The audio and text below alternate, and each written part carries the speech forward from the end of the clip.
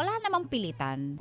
Ganun eh. May at least 1 month pa kayo para mag-prepare kung meron kayong special someone and you want that someone to feel really special. You have at least a month to prepare for that. That is if kayo ay romantic, ganun. Pero kung hindi naman, wala namang pilitan.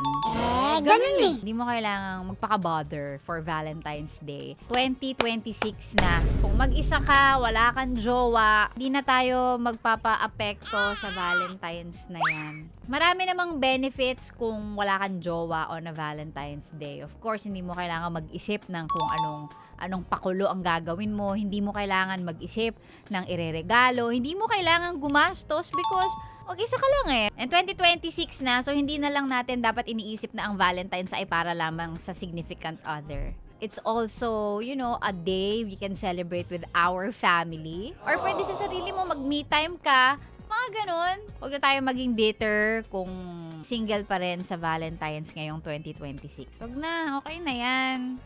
Ano pang ginagawa mo dito, ha? Sinasabi ko na nga ba eh. Solid yes friend ka talaga. Dahil nandito ka na rin lang, sige na, mag-like at mag-comment ka na. Mag-subscribe ka na rin at i-click ang notification bell Para mapasali ka sa mga kalokohan namin. Bawal na bawal mag-no dito, ha? Kasi yes to yes!